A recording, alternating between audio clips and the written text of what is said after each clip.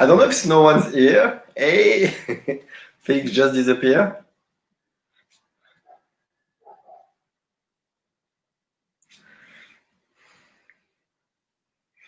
Felix just left.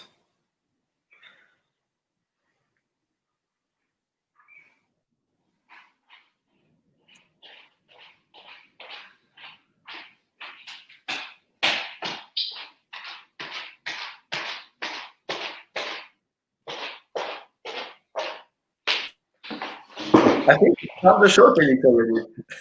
Hello, Alex. What? You start already, no? Yeah, we're live, man. Okay, good. Welcome to the Felix Ben show. Oh, no, wait. That's a different show. Welcome to LJ Q&A. So, they'll just wait for a couple of minutes. Hello, everybody who's on. I'm going to see. So don't forget to change your settings so that we can see your name rather than seeing Facebook user. If you can do that, that will help us communicate.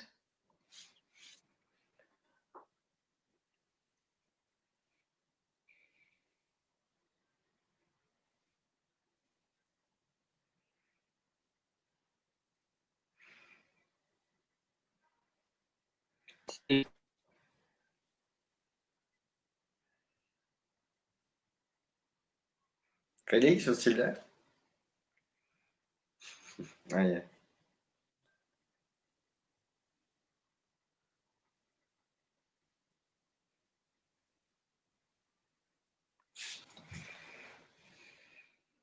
Here we are.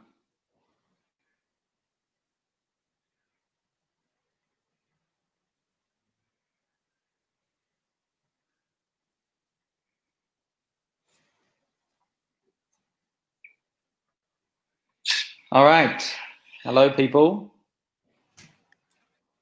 So Nat is here. Hey, Adrian. Hola. That mustn't be Adrian. It's got to be Jenny. Yisman, how are you? Zero's there. How you doing, man? So the first question, we have the first question, Alex, which says, which one is Alex and which one is Felix? The mustache, guys, you can't miss it. The mustache, that makes the difference. You don't even have to look to figure out which one is which. You just listen. Yes, that's it. That's it. Okay, guys. Well, while we wait for you to post some questions, Alex and I might pretend that you're not here. All right. And have a little catch up. What's happening in your house, man? I mean, like, it's Sunday. It's MasterChef time normally, you know, with my wife. Is it? Big news, yeah. Big news in my life at the moment. Marguerite is pregnant, so I'm gonna be a dad. Hey! Is that what you wanted me to do? Did you want me to pretend I didn't know that? Was that good? I mean, we pretend like everybody, so of course, you know, like for a while, but yeah, one of the... So if you didn't hear, Alex is having a baby. I mean, not physically, I will be the dad, but yeah. In some form. So that's exciting, man. Yeah, really exciting. A bit scary at the moment with what's happening in the world, but yeah, it's getting better. I mean, it gave me some time like to get the house ready for the baby. We did the nursery. I paint the wall. I saw that I can, like, you know, still paint. I'm not just a dancer. I can do the stuff as well. You can do Is that what you're trying to say? You can do manly things? Yes, a little bit, but not too much. But yeah. Yeah. Like just like some painting and, like, you know, a wall, and I can paint a wall, so it's all right. Yeah. Okay. That's exciting, man. That's big news. Yeah, that's the big news, yes, for me. And when is that happening? October, around the 18th. So yeah, like your son. You won't be able to do you won't be able to do the 18th because that's going to be Black Ball. So you'll have to change the date if you can. Reschedule. I mean, we try to get. She will try to give birth naturally, so we won't know which day it is exactly. Naturally. Yeah. No. I'll update you because it sounds like you're behind. We don't do that anymore. Yes, we do. No, we've got we've got meetings. You choose the date, you choose the sex.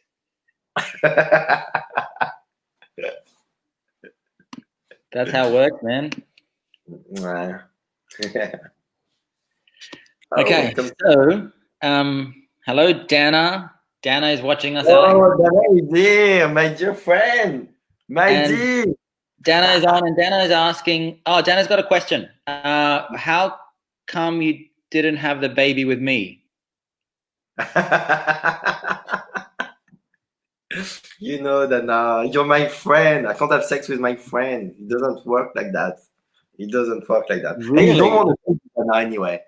No, Dana doesn't want a baby. She said no. That's all. Yes. Just before somebody else does, I might just acknowledge that Dana didn't say that. Of course. She will be so mad on you. Okay, let's go. We're going to go straight to the questions. We're going to limit this to, we're going to finish up at 9 o'clock. Okay. Just like we intended. So let's go. First question. Tell us your life's dancing journey. What age did you start? What you did, where you learned up until you got to Australia? Oh, wow. That's a big question. Let's narrow that down to something. When did you start out? Tell us when you drive me, but so I didn't start with dance. I started with gymnastics. I went in a club. It was in a small town in France, close to Lyon. That was my hometown. I was like a kid. I was 8 years old, I think. And I started gymnastics. And I had a girlfriend at that moment at the gym competition. And she said to me, "Oh, do you want to do dance, rock and roll with me?" And I was like, yeah, let's do this. And so I start dancing. And after 2 months, the teacher said to me, "All right, my daughter, she's a dancer as well, and she wants to do dance competition. Do you want to do dance competition?" And I was like, I need to ask my parents. I'm just 10 years old, because rock and roll is really, really popular in France. Like everybody's dancing rock and roll. So I start. 6 months later, I was doing my first dance competition, like in Minim, like for the youth category. And it starts like that. And like 2 years later, I changed dance partner. I was looking for another dance partner because she wanted to stop. And I found Alice. Is it because the other dance partner was chewing gum, or what did she do? I was not that bad at that moment. I was too young. I was not in the French team yet. Okay, I was just wondering what she did. Maybe she didn't point her toes. Just no. She just didn't want to dance anymore. She didn't. I mean, like I was really invested because when I went to my first dance competition, I looked around. I was like, yes, 10. And I was like, wow, that's my life. I want to be there all the time. I really fall in love with show, being on stage. Thinking that at that age? Yeah, 10. I knew. Like even my parents still laughing about it. At 10, I was like, I want to be a professional dancer. Like I want to dance all the time. I want to be a dancer. Wow. That's amazing, man. And for years going on, I found a new dance partner. And so I did like the selective, the French, the regional one, the state one. And after I went to the French one, I won the French one. And when I won the French championship that was swing dance. So there is rock and roll, Lindy Hop, and swing dance. Swing dance is the big umbrella, like salsa is the big umbrella, and you can put like all of kind of dance. And the president of the French Federation came to me and he said to me, "Do you want to represent France?" And I was like, I don't know. I was like, how come? I've known since I was 10. I do. No, I was 13. Felix, follow, please. Follow. Oh, you were 13. Okay. Yeah, I was 13 at that moment.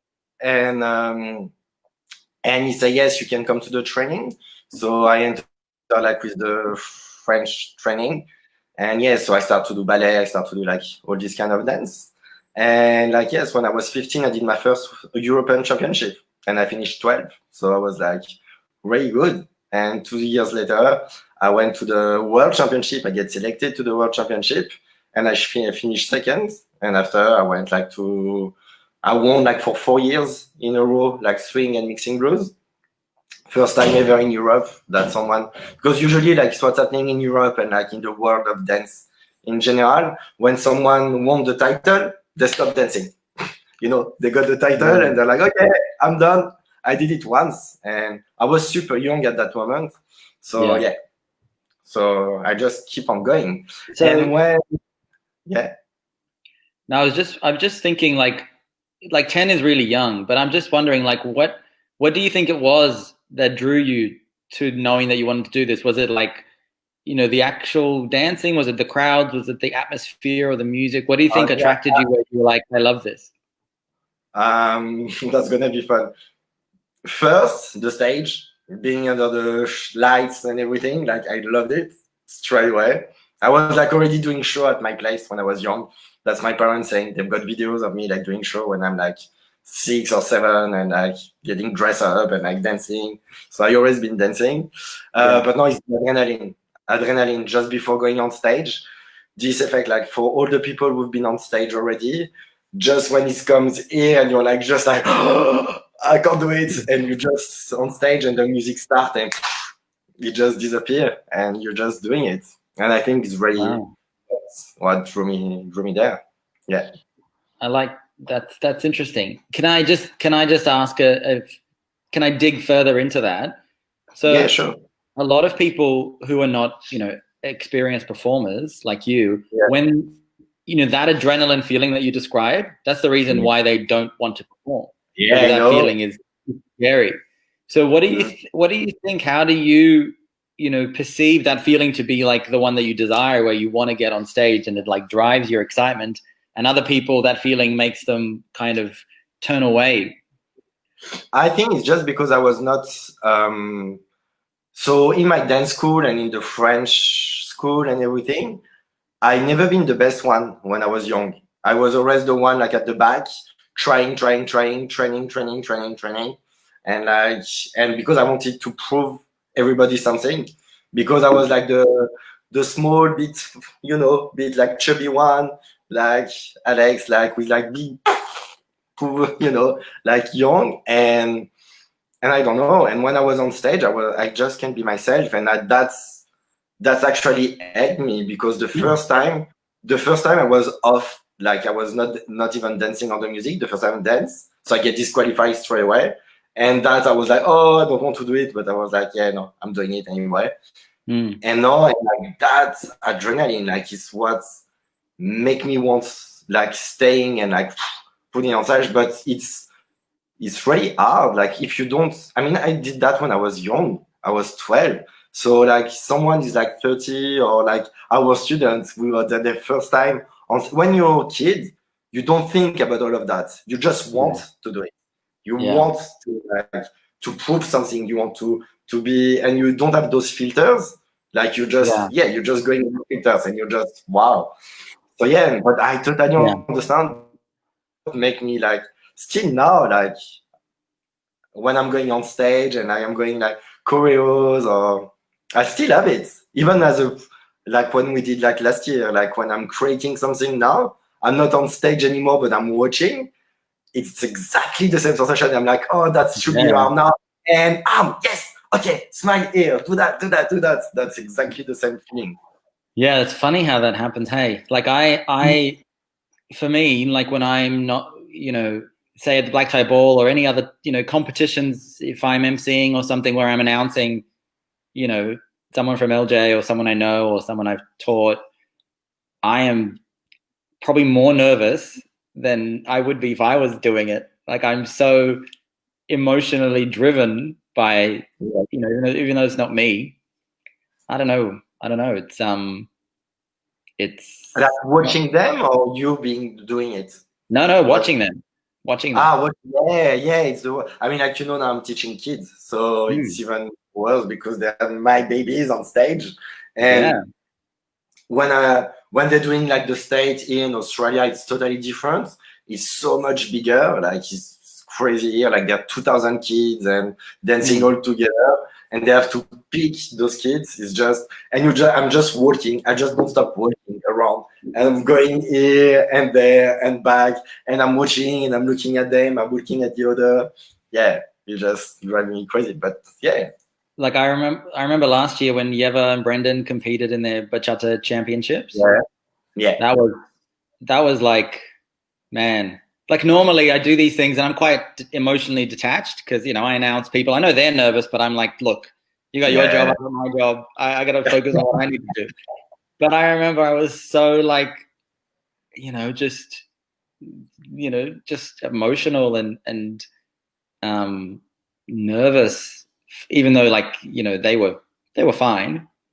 Particularly for Yeva.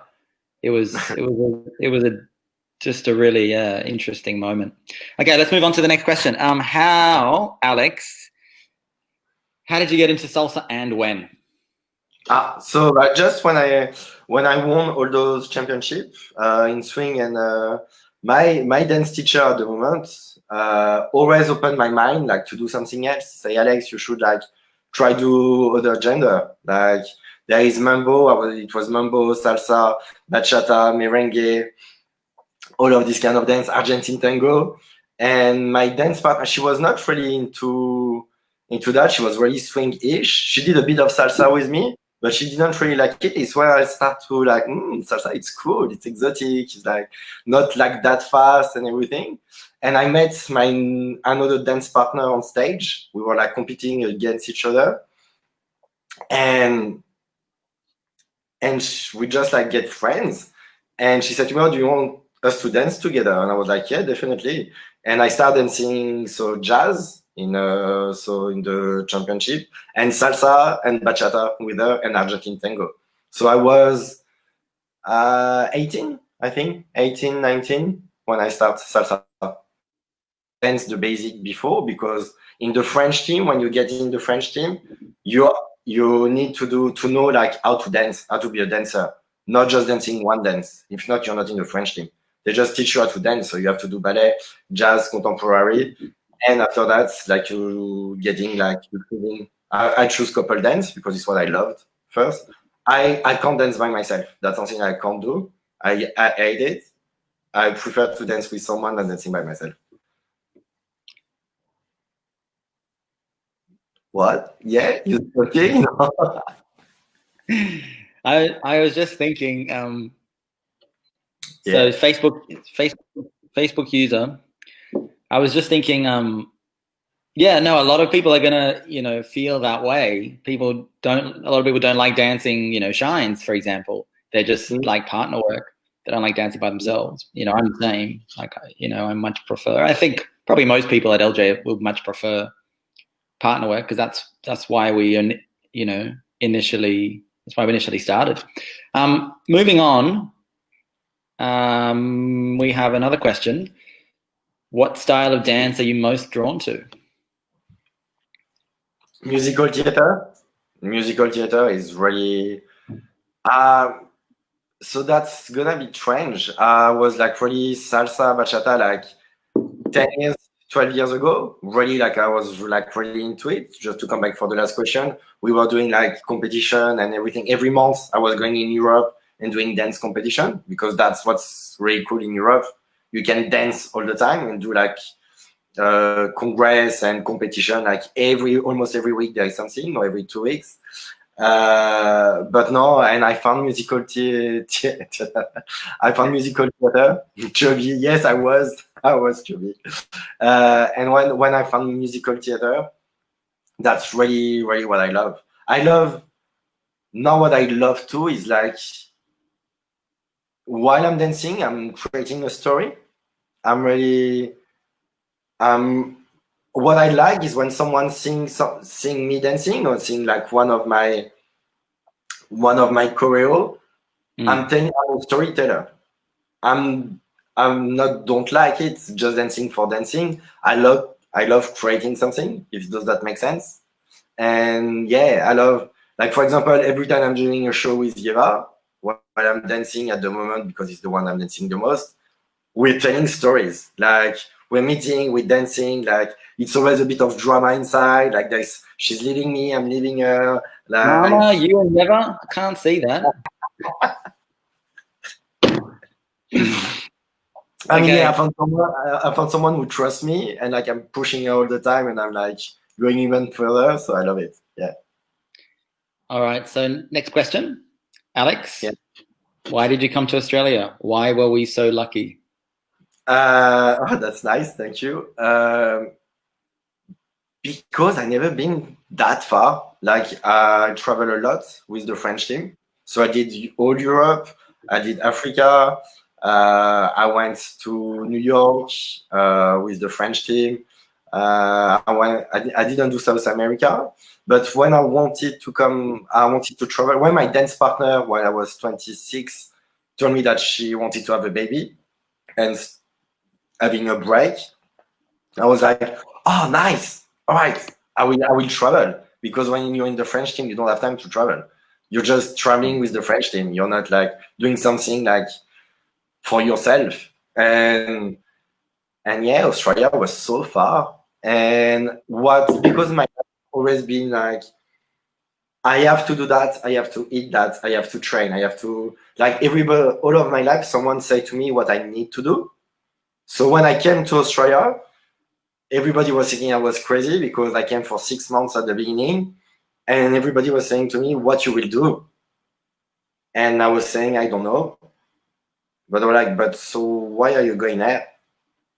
I don't know. I just want to travel. But where you will live? When I arrived in Australia, I just had my backpack. I didn't know what I was doing. I didn't know where I will stay. I didn't know anybody. I wanted to be lost a little bit and like see that if I can do something by myself. And like 7 years later, here I am. I'm still there. And did you manage to do anything? I think so.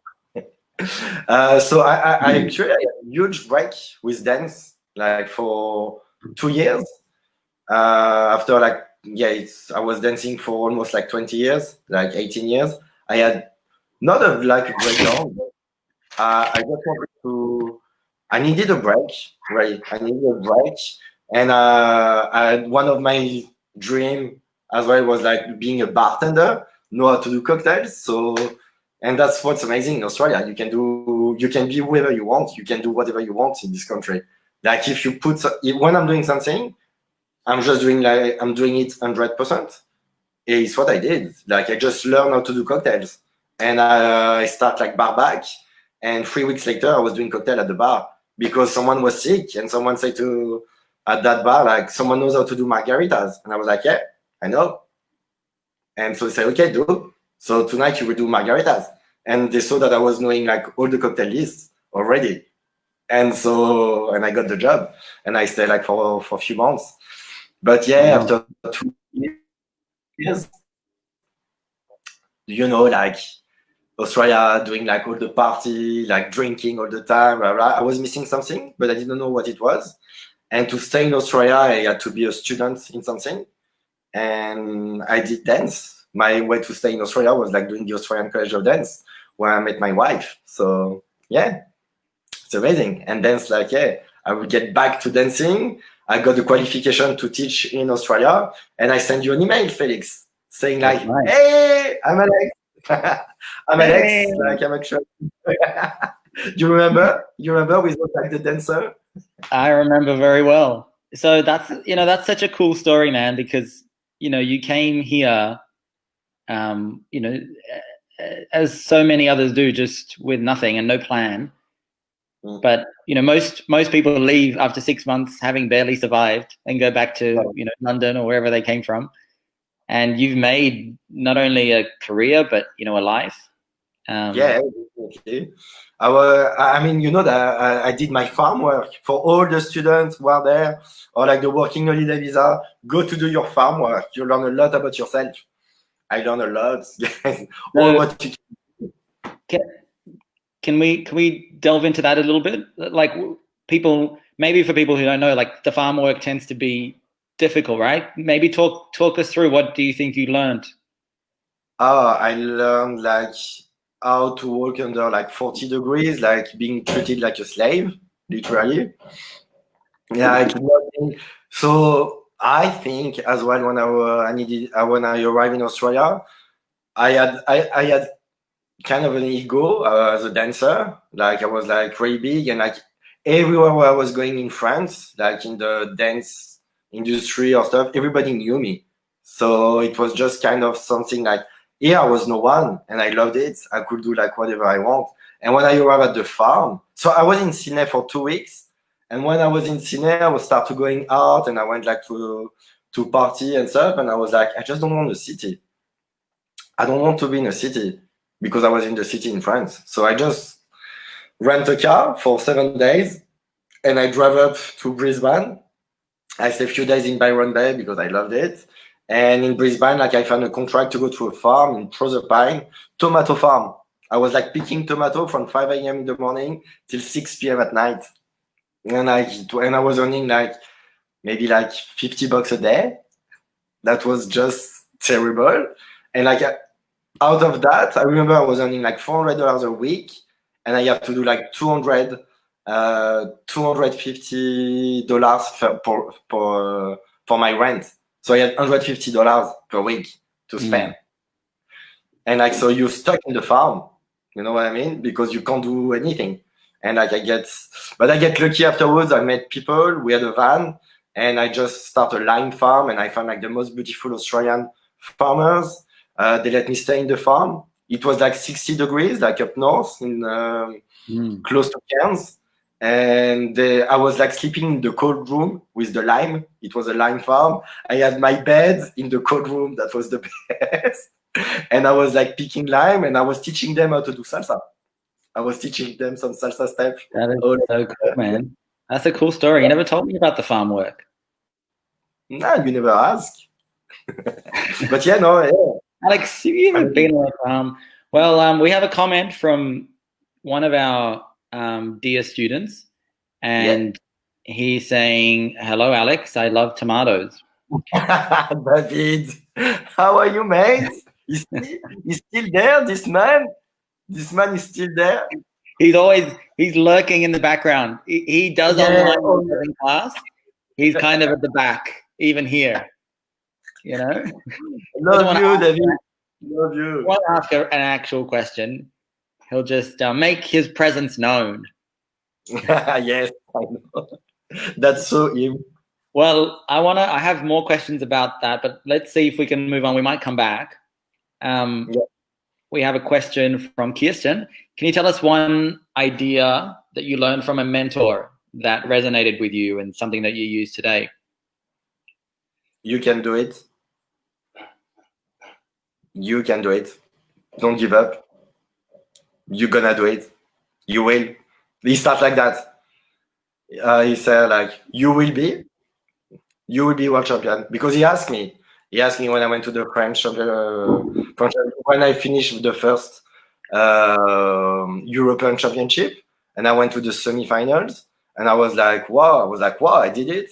And at the end, so it was the choreographer, I think, of the French team. He came to me and said, Alex, what do you want to do? I said, I want to be the world champion. He was like, what do you mean? I said, I want to be on the first, like, you know, there on the podium, I want to be the first one. He said, if you sign this contract with me, you will, but you can't say no. You have to say yes, you have to be there. He told me, he said like, it's a 3-year plan. He said like, when your friends, like, he said you're 16 now, no, you're 15. He said like, for the next 3 years, well, all of your friends will want to go out. All your friends will like doing birthday parties. Well, you will be there, you will be at the studio, or you will be there with me teaching the kids, or you will be there with me, and I will ask you to that. You can't say no. And I was like, all right. But he said like, you can do it, you will, and you will be. I was like, all right. So yeah. But like, yes, everybody, you can do it. So can you maybe share a time where you felt like, you know, you wanted to give up, or you felt like you couldn't do it, but you so many times. Every time that I changed gender of dance, that was so hard, because going like, for example, from swing dance, I was like on a high level, and I went to salsa. So because I was on a really high level of salsa, of swing, I was not allowed to go with the beginners really with salsa, because everybody was like, he can't compete in beginners, he's already world champion. So what was that? But I was a beginner, but I can't act as a beginner. So I had to learn a lot of steps on the spot. I mean, anyway, like I was learning as like faster than a lot of people, but I missed I missed a lot of basic step of basic, like, you know, ideas of it, of musicality, or a lot. Musicality is the biggest one since I'm young. Like musicality with every kind of dance. I'm really lost a lot of time. But I think the worst one, been in 3 years in a row world champion, sorry. I'm doing the European Championship and I finished second in France. Like all my family, everybody, like all like the French supporter, like they were there. And I was like, oh my God. We were, I mean, like it was the World Championship, European So you Championship. came second? Yeah, I came second, but I was devastated. That's not so bad, man. No, but that's not okay. Yeah, but you have to put that in context. Winning for the past 3 years, and it's in your country. Once of like 10 years, like the syntax, no, out of the competition, first time in France, the European Championship, and like everybody came to see me, and like for everybody, I was the winner, and I finished second. So I was like, I want to, like, you know, my dance partner at that moment, she said to me, I'm stop. I don't want to dance anymore. Like, it's finished. Like, we were like, it was meant to be one of our last comp. And same, that's my mentor, my dance teacher. He came, he was like, guys, in 9 months, we just signed the contract. The World Championship will be in Italy. We're going to Italy. An Italian guy like stole me my title. He said, so we're going to Italy and we're going to get back this competition. We're going to get back the title. And he was like, you know that no one won in Italy, never. So, and we went and we won, but same. That's been like 7 months. Like I was eating what they were saying me to eat. I was like, you know, not drinking, not going out. I didn't see anybody. That just, yeah, like your mindset is so important when you're doing dance competition. It's almost like a brainstorming. Like when you're going on stage, you're already world champion. You know what I mean? Like when you arrive on stage, and that's what I'm explaining all my students all the time when we're doing shows, where you're even at LG. When you arrive on stage, you're a professional dancer. You're just acting. You're there. It's you. Because there is a different way of holding yourself. See that and that and that. I'm the winner. I'm here. I'm on stage. It's me. And yeah, if this was the last question, that would be such a good place to end. I would just say, you're the winner. Thank you so much. We'll see you next time. But we can't. Hey, but tell me, what's your kind of, what's your sort of proudest moment about your dancing, or maybe your biggest achievement as it relates to your dancing that is most meaningful to you, whether that's a title or an experience or. So if you had asked me that question 5 years ago, I would have said like, obviously like world champion, that's something that doesn't happen, like, and in Europe, like doesn't happen to a lot of people, obviously. But one of my best achievements still 5 years ago is like I was like a good dancer in different gender. So I did like a lot of world championship, but I did it in salsa, I did it in bachata, I did it in swing, I did it in mixing blues, I did it in jazz, I did it in contemporary, small group, show, musical theater, and every time I didn't win everything, obviously, but I was always like on the top 7 most of the time. Yeah. Like I got like a reward from the International Dance Organization for that, saying that I was like they were calling me the chameleon, you know, because I can do everything. Like I can like just jump into a dance and I can do it. But no, my biggest achievement now is like teaching kids. That's the best that happened to me in my life. Teaching kids. You mentor them. I mean, I love teaching adults, but I've been doing that for the past like 20 years already. You know what I mean? Not 20, 15 years. So I get kind of used to it. But kids, same, no filters. Kids, you're bad today, Mr. Alex. What happened to you?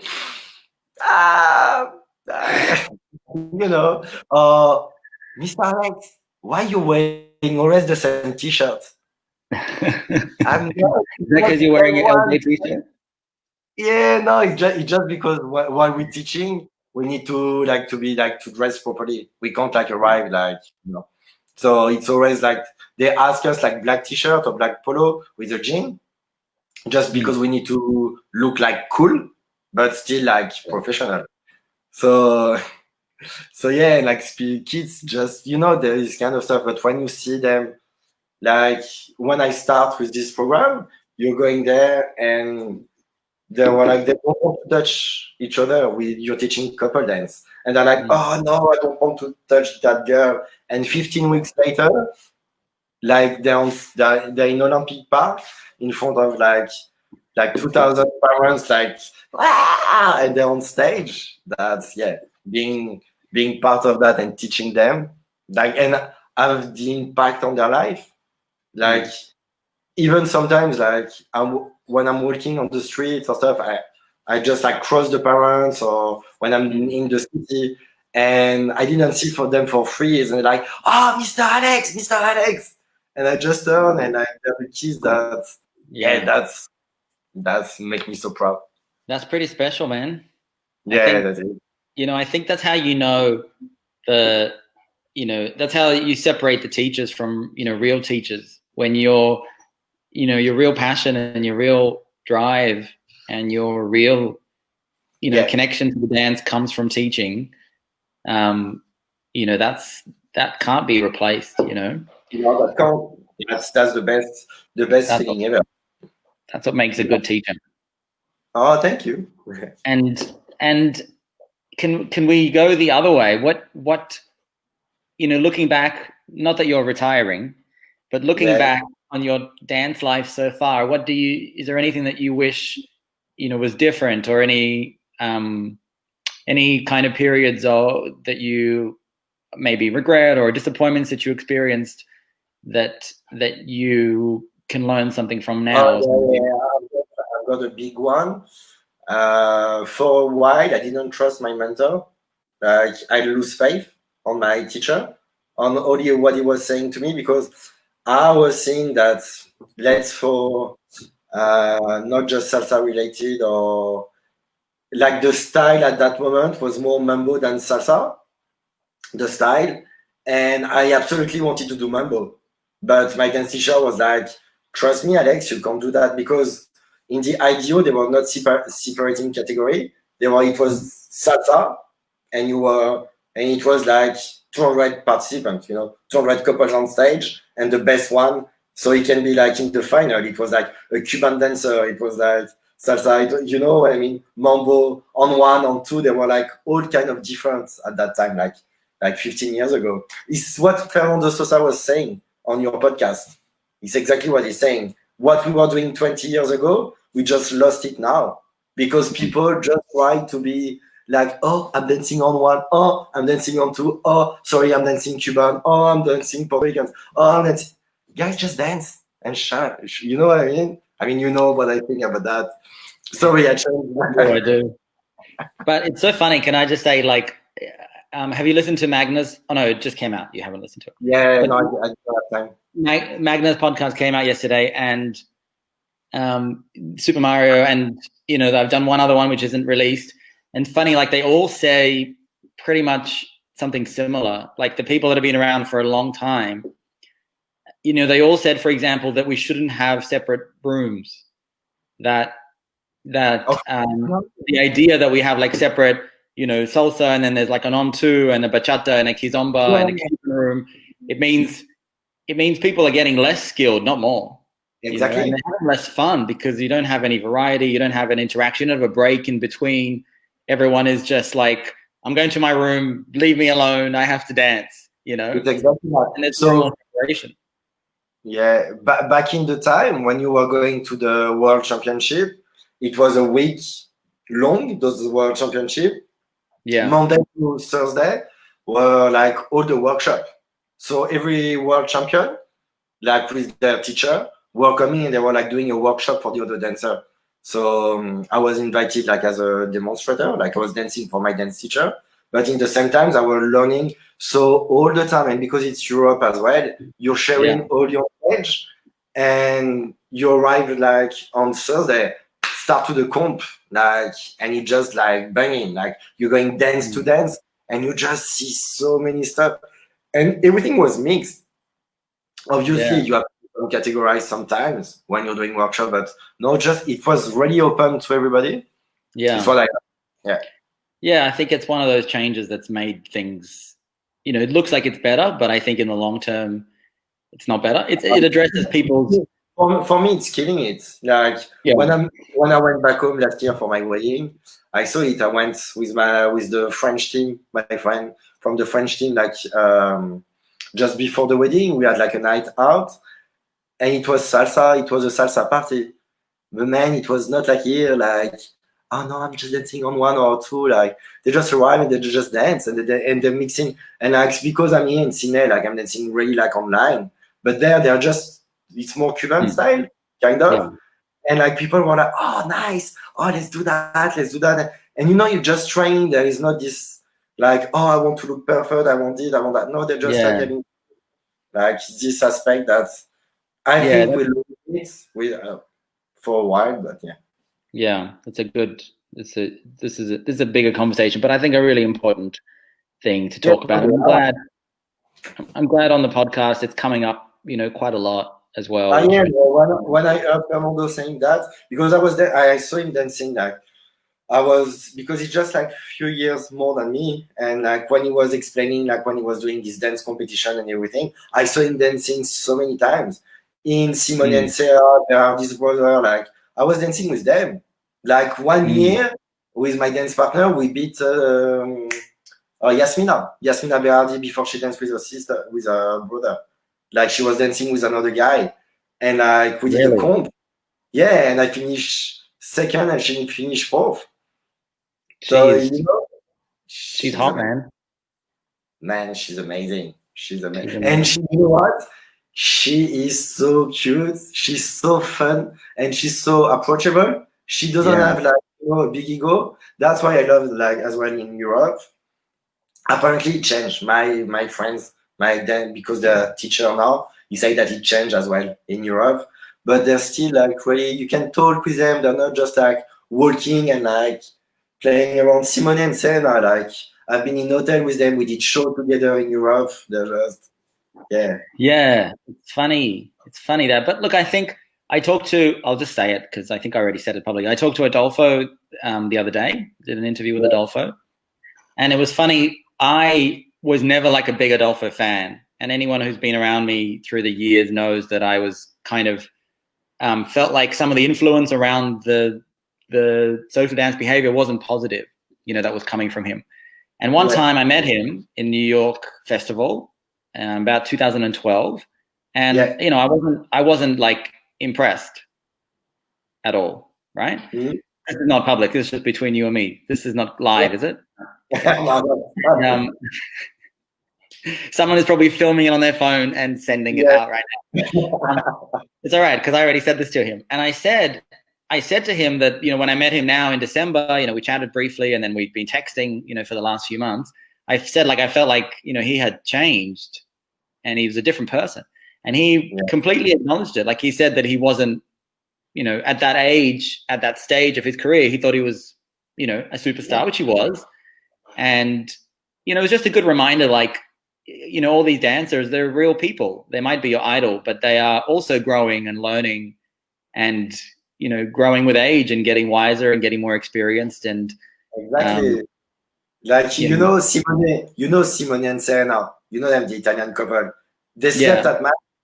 They slept at mine for the European Championship. They stayed in my place. Like we had dinner together. Like we were friends at that moment. Like it was 12 years ago, but they stay at mine. We had breakfast together. We went like to the workshop together, and because I used to speak Italian better than English, and so I was translating for the French people what he was explaining because his English or his French was very bad at that time. So I was translating with him. Like he is amazing. Like Simone, when he's teaching, his age is just wow. So we have a comment from the audience. Kat is saying that if you're not first, then you're last. That's not true. In my life, yes. In my way of seeing it, but like while you're dancing, no, you're not. You're always learning. I learn a lot. Finish second or finish like last. Like I learned a lot. Like you just like questioning yourself what you could do better and everything. So speaking of hot women, Chris, how did you and your wife meet? Wow, it's not live. Do we skip past this question? No, we can. No, Look, anyway. Chris, do you want me to answer it? I'll answer it. I'll just answer it. It's an easy one. We have one rule in the industry. Just one rule is all we ask. Sometimes that rule gets broken. That's the best answer. Great, you know. Follow the rule. No, but that was like, I mean, we knew anyway. Next. Because I know like some of the students know anyway. Yeah. Jenny is laughing because she sometimes forgets the rules as well. Oh yeah. Well, yeah, don't lie. I did the same than Jenny. That's it. But Jenny's laughing in Spanish though, because she's using the J, not an A, like H-E. No, she's doing the J, which is like a laugh. It's either German or it's laughing in Spanish. Yeah. But can we talk a little bit about your wife and your private life? How are you guys? Obviously, you've got exciting news, but how are you managing this time, at home and the Corona time between you guys? So I get the impact on me is bigger than hers because I'm teaching way less now. Like I came back like for 30 hours, like to 6. So that's big difference when you're a contractor. But no, taking care of her. I mean, like I'm back to the basic. I'm cooking. I'm taking care of the house. Like I'm a really good how you say that? Housewife, but for a man, husband. Like there's no such word. There's no word like that. They haven't come up with anything for that because it's just there's no need. It's not relevant. I kind of enjoy it, but mental health, like because I can tell, like last week was like a breaking point for me. I was really bad. Like on Thursday, it was last Thursday. I went mad. Like I feel like useless. Like I can't really do anything.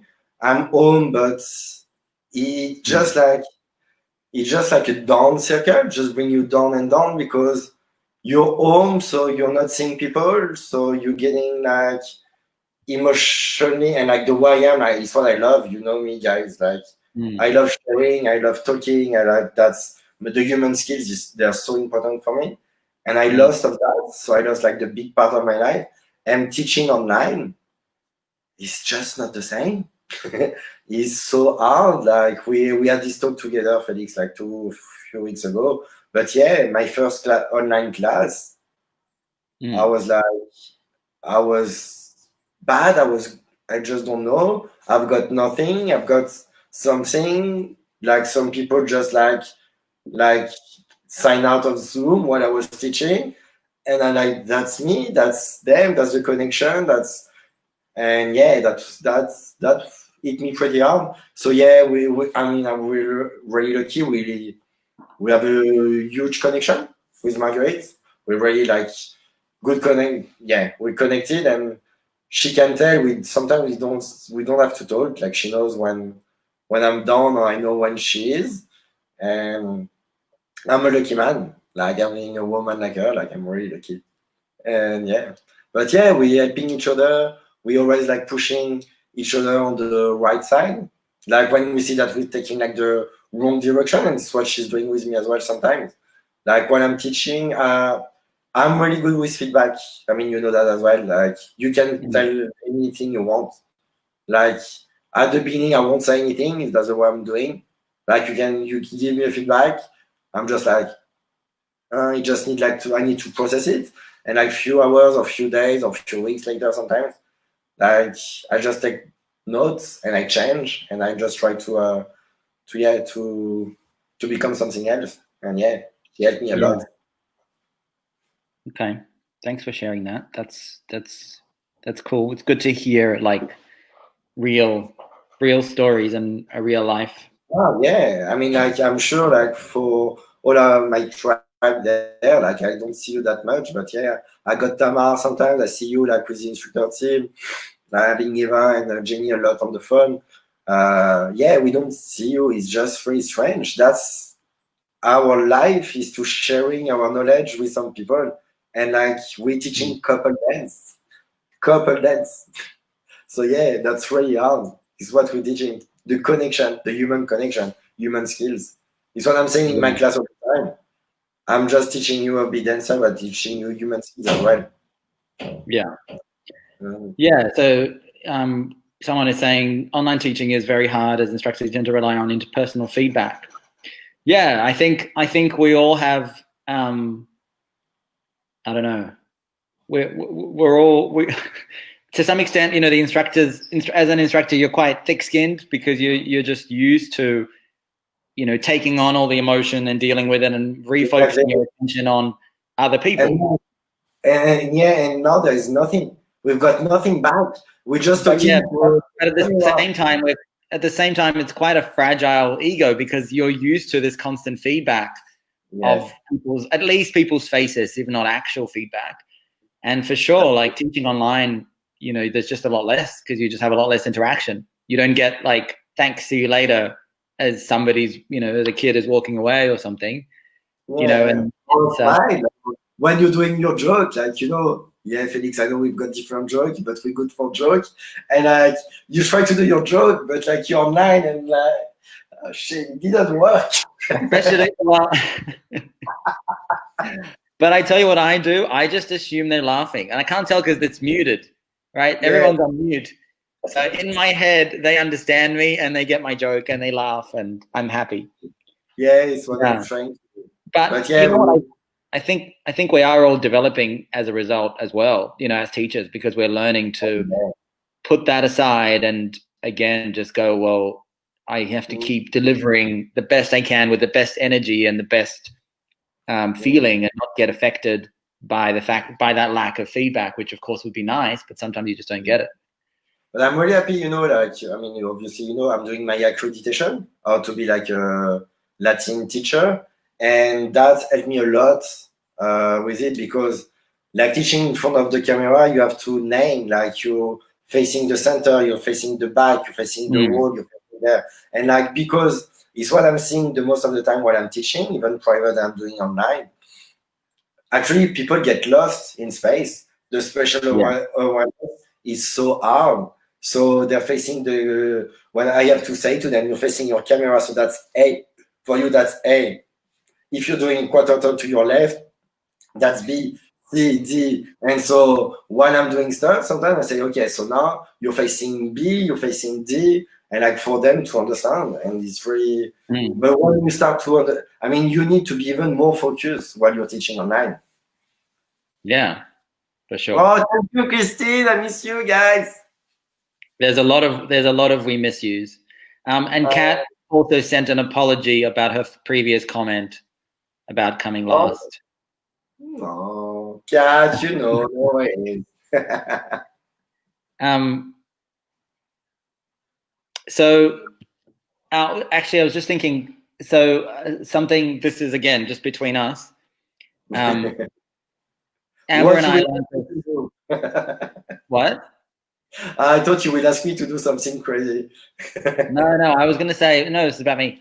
But it was just when you mentioned about how you and Margarita are dealing with sort of the current time. Amber and I learned something which was cool and which can help sometimes.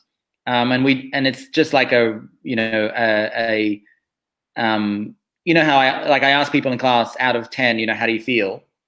So we kind of say that to each other. We'll be like, today I'm like 3. Yeah, of course we're using that. We've always been using that. Or like when there's something, or when I'm feeling really bad, I have to say to her, I need to walk the dog. Yeah. It's mean like. Well, I tell you why I like it is like, because I sometimes, and Amber is really good with this, I'm not as good, is that she'll then, I don't have to explain it. Like I can just say like, I'm 3 today. Yeah. And then she will, you know, adjust the way she functions during the day to help me. And she might say on another day, I'm feeling, you know, 4 or 1 or whatever. And I can do that, which is, it's a cool little technique, especially while we are at home facing each other all the time. You know, yeah. Okay. So Grant, this is Grant. He's saying, I'm doing a lot more online instruction for technical info, so you need to be hypersensitive to very subtle cues. Takes time to adapt. Yeah.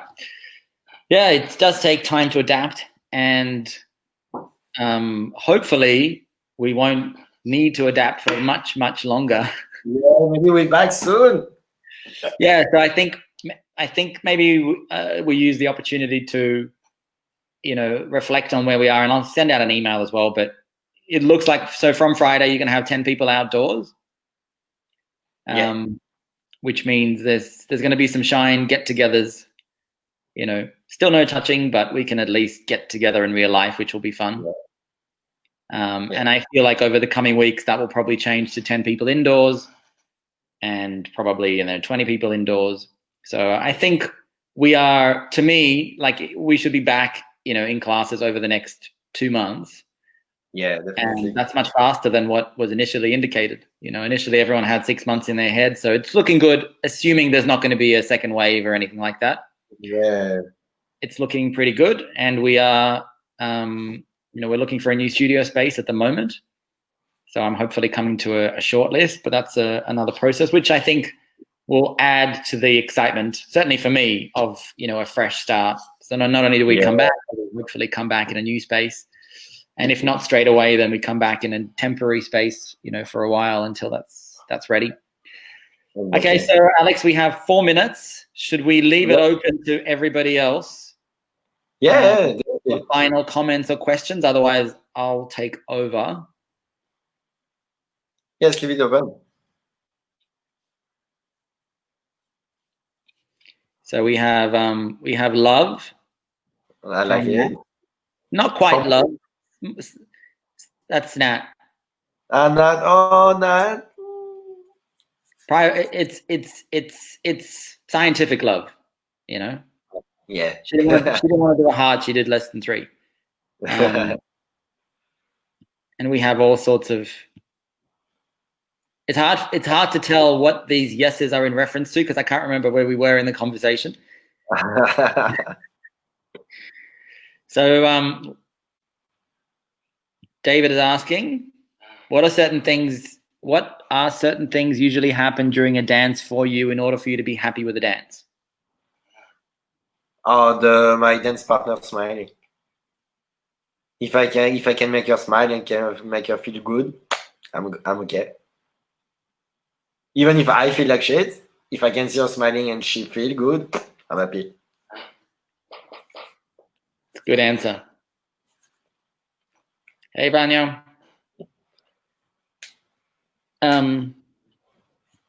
John is saying class. All right, thank you. So Alex, if we just wait for a final. Look, there is one more question. Maybe this will be the final question, but you know, it's a leading question. This question comes from Yeva. What is or who is? That's not really English. Much like the other one, maybe you don't have to answer this.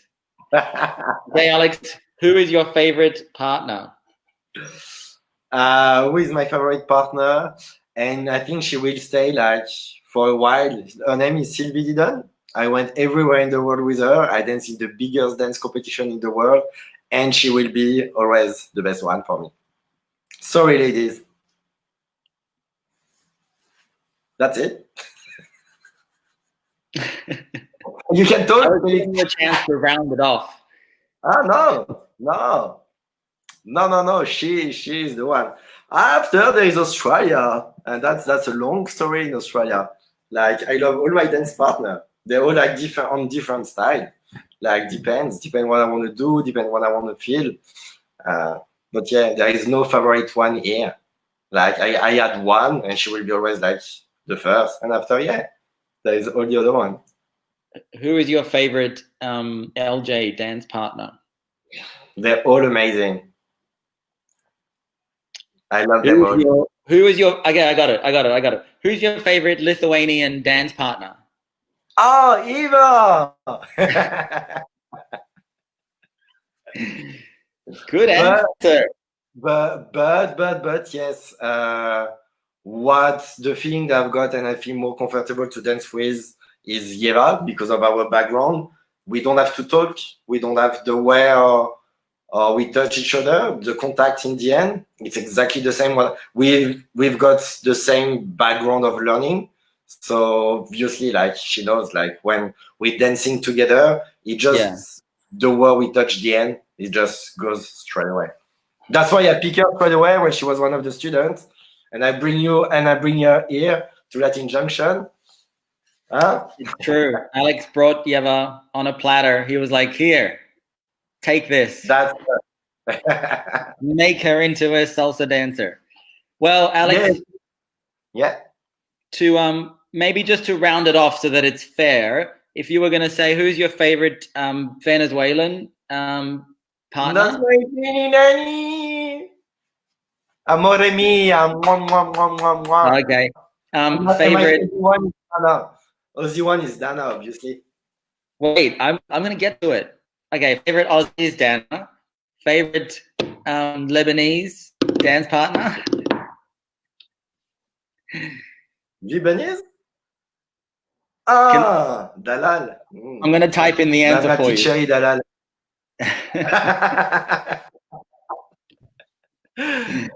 Dalal is Lebanese? Funny. So Jenny has already announced, she's not even waiting for me. She's announced that Yeva is going to be teaching in the city now. Jenny's. We didn't say that. I didn't say who I love teaching with. The teacher, Jenny. Jenny. So there's a lot of, I'm not sure what this is. There's a lot of J's followed by E. There's a lot of J's, just J's all across the screen. Alex, this has been fun, man. Yeah, that was good. That was good. I miss you, my LG tribe. We're back soon. We're back very soon. We'll be back soon for sure. Any final? You have the floor. Any final comments before we finish up? You can do it. You can do it. That is going to be the Yeah. Have faith. When you feel bad, it's the best moment in your dance journey. That means that you're learning. And like you open your mind to learn, so that's good. Yes. So you can do it.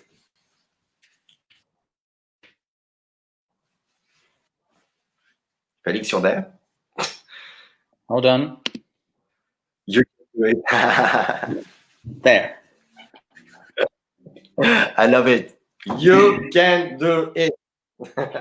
All right, Alex. Thank you so much, everyone, for joining us. Thank you, Alex. Miss you, man. And hopefully we'll see you very, very soon. See you soon, everybody. Bye. Thank you, guys.